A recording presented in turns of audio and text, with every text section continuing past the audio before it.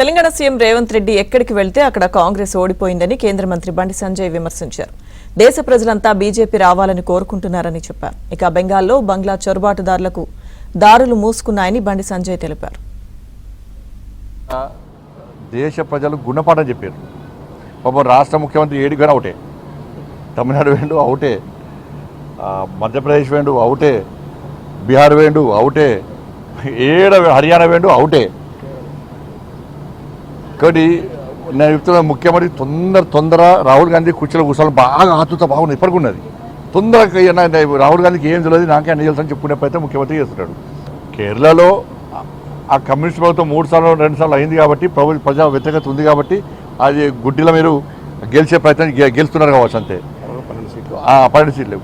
దేశంలో కాంగ్రెస్ పార్టీ ఎక్కడ రాదిగా రాసి పెట్టుకోరు. ఇక కాంగ్రెస్ ముక్త భారత్ అనే నినాదం ఇవాళ మేము సక్సెస్ కాబోతున్నాం. ఇవాళ అనేక రాష్ట్రాలు, ఇవాళ బెంగాల్ మాకు కొత్తగా యాడ్ అవుతుంది. ఇవాళ ఇట్లా ఇంకా రాబోయే ఎన్నికలు కూడా నరేంద్ర మోడీ గారి నేతృత్వంలోని ఎన్డీఏ ప్రభుత్వాలు ఈ దేశంలో డబుల్ ఇంజన్ సర్కార్ ఏర్పడబోతున్నాయి. సరే వచ్చింది కాబట్టి బంగ్లాదేశ్ ప్రజలు ఇలా బంగ్లాదేశ్ చొరబడిదారులకు దీని ద్వారా చరమగీతం పాడుతున్నది ఎన్డీఏ ప్రభుత్వం, నరేంద్ర ప్రభుత్వం.